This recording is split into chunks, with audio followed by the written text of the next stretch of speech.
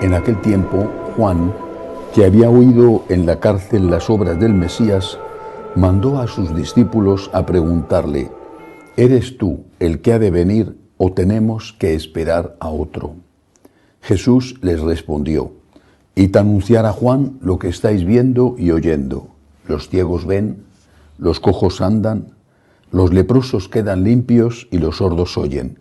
Los muertos resucitan y los pobres son evangelizados. Y bienaventurado el que no se escandalice de mí.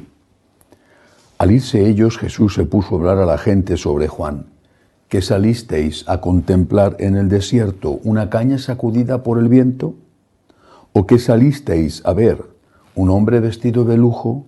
Mirad, los que visten con lujo habitan en los palacios. Entonces, ¿a qué salisteis? ¿A ver a un profeta? Sí, os digo, y más que profeta. Este es de quien está escrito: yo envío a mi mensajero delante de ti, el cual preparará tu camino ante ti.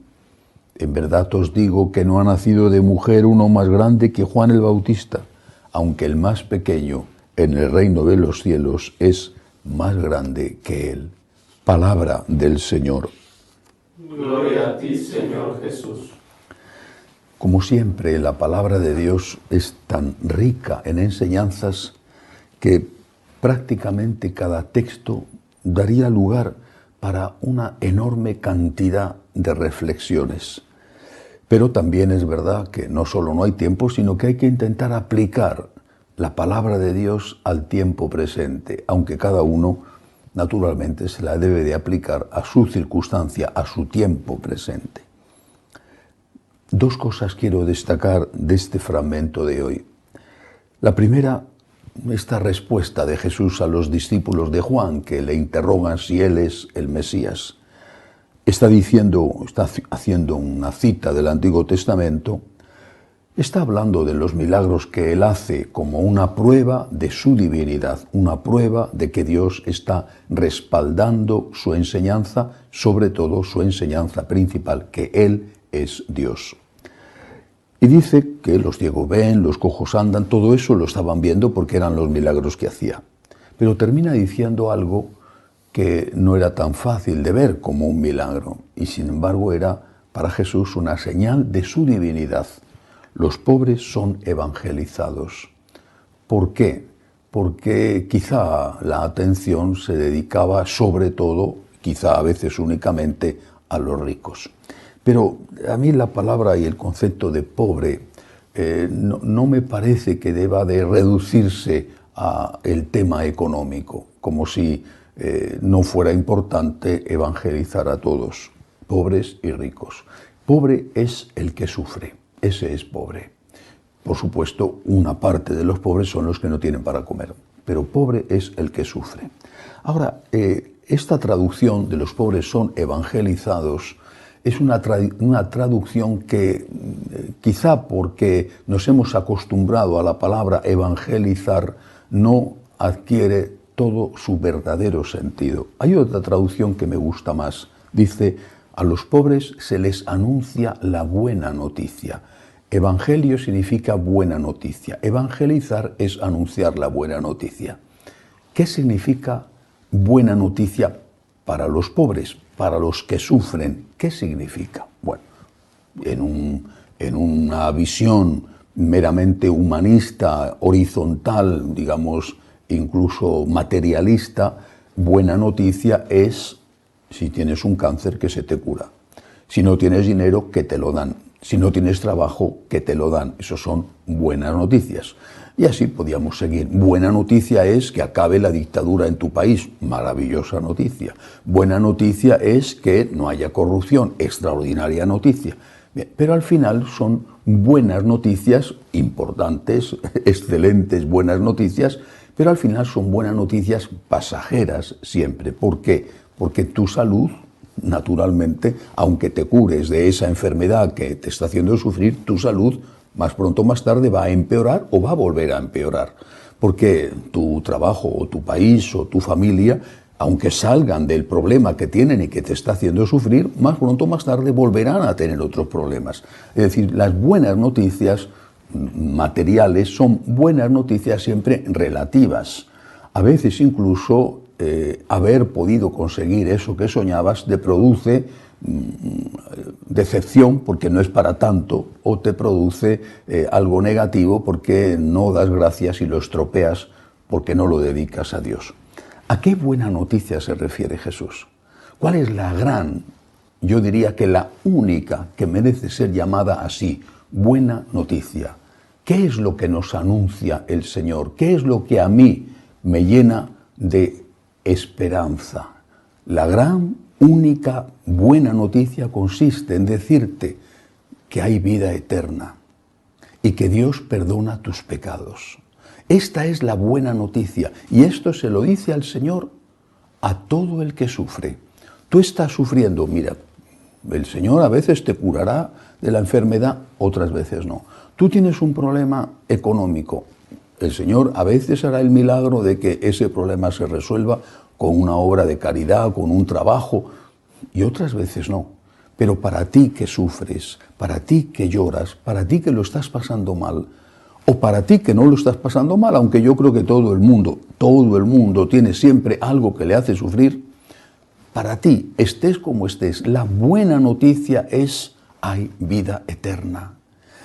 Para esto ha venido Jesús, para anunciarnos la existencia de la vida eterna y para anunciarnos que para entrar en esa vida eterna podemos contar con la misericordia divina. Esta es la buena noticia. Y esto se lo dice el Señor a todo el que sufre. Tú que estás sufriendo, hay vida eterna. Esta no es más que una mala noche en una mala posada. Esto pasa. Esto, dentro de un año, dentro de un mes, dentro de 10 años, esto pasará. Hay vida eterna. Y para poder estar en esa vida eterna, el Señor te regala su infinita y divina y potente, extraordinaria misericordia. Hay perdón para tus pecados, porque ese que viene, ese Jesús, es el Salvador, el Redentor, el Libertador, el que nos perdona los pecados. Naturalmente le perdona los pecados al que quiere que se lo perdone, si no, no puede obligarte. Al que le dice: Señor, perdóname, a ese le perdona los pecados. Es la mejor noticia. Alguno dirá: no, a mí eso me trae sin cuidado, me da igual, yo lo que quiero es tener más dinero, o yo lo que quiero es estar sano. Mañana tendrás un problema de otro tipo, mientras que esto que te dice el Señor, esta verdadera buena noticia, esta es para siempre, y es la única que te va a permitir vivir en paz, con alegría, incluso aunque estés sufriendo, incluso aunque siga la enfermedad, aunque sigan los problemas de tu familia o aunque sigas sometido a una dictadura horrorosa. Hay vida eterna, hay misericordia de Dios. Esta es la buena noticia que el Señor nos pide que proclamemos a todos y especialmente a los que sufren. Segunda cosa en la que quiero fijarme, dice a continuación Jesús: bienaventurados los que no se escandalicen de mí. Dichosos los que no se escandalicen de mí. ¿Quién se escandaliza de Jesús? Al menos dos grandes grupos. Se escandaliza de Jesús el que cree que Jesús es su siervo, su empleado, su esclavo, y no le da lo que pide. Estoy enfermo, no me has curado, me escandalizo de ti, no quiero saber nada más de ti, yo me alejo de ti, yo entro en crisis de fe y todas esas historias. Ese se escandaliza de Jesús. ¿Y entonces qué le ocurre? ¿Qué ocurre cuando escupes al cielo? Pues que el escupitajo te cae en la cara. ¿Qué ocurre si tú, porque tienes un problema y no se te ha resuelto el problema, aunque has rezado, a saber cómo has rezado? Bueno, si tú dices: ahora me alejo de Dios, ¿qué ocurre? ¿Te vas a sentir mejor? ¿Se va a resolver el problema porque te alejes de Dios? Pues no. El problema seguirá, probablemente aumentará y tú estarás solo porque tú te has alejado de aquel que quería compartir contigo tu cruz para hacerla más ligera. Hay un grupo, por lo tanto, que se escandaliza de Jesús porque no ha entendido que Jesús es Dios y que ha venido a perdonar sus pecados y piensa que Jesús es un esclavo suyo, que está a sus órdenes, es el genio de la lámpara de Aladino, que frota la lámpara, sale el genio y te concede el deseo y le vuelves a meter en la lámpara y le pones un tapón a la lámpara para que el genio no se escape hasta la siguiente vez en que necesitas que el genio te satisfaga un deseo. Cristo es Dios, no es nuestro esclavo. Y el que se escandaliza porque no está a sus órdenes, se queda sin la ayuda que Dios le da y con los mismos problemas o mayores aún que los que tenía. Pero hay otro grupo que se escandaliza también de Jesús. Hay otro grupo, quizá más reciente. Este anterior es clásico, este otro es un poco más reciente. Se escandalizan de Jesús aquellos que no aceptan su mensaje. ¿Cómo puede este señor, dicen, cómo puede este personaje decir no al adulterio? Por favor, ¿en qué tiempo vive? Es de hace 2000 años. Decir no al divorcio, pero ¿quién se ha creído que es? Están escandalizándose de Jesús. Y así el resto de la enseñanza moral de la Iglesia, en todos los aspectos de la enseñanza moral y también en la enseñanza moral sexual, se escandalizan de Jesús, se escandalizan de las enseñanzas de la Iglesia, se escandalizan de las enseñanzas de San Pablo, le llaman misógino, anticuado, machista, infinidad de insultos. Nuestro Señor, todo el Nuevo Testamento, no digamos ya el Antiguo, no vale para nada para ellos. Están escandalizados, abjuran, lo rechazan. Peor para ellos, porque se alejan de Jesús. No es que Jesús se aleja de ellos se alejan de Jesús. ¿Y qué sucede? Que se quedan solos.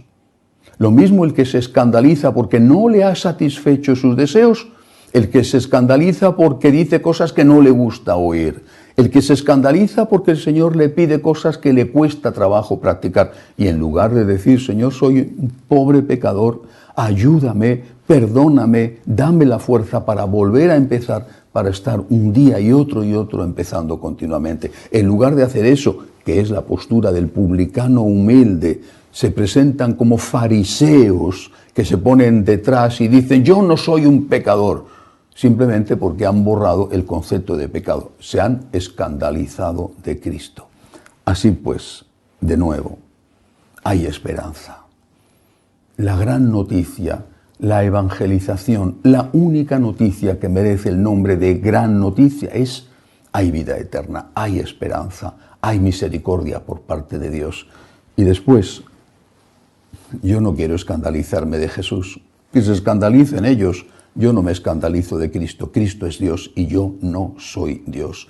Cristo es Dios. Y yo acepto lo que me enseña. Lo acepto cuando lo entiendo y lo acepto cuando no lo entiendo, porque Él es Dios. ¿Cómo puedo tener la osadía, la soberbia de pretender que todo lo que el Señor diga yo lo entienda? ¿Es que soy yo acaso igual o más que Dios? No me escandalizo de Cristo, me someto gozosamente a Cristo, porque Él y solo Él es mi libertador. Que así sea.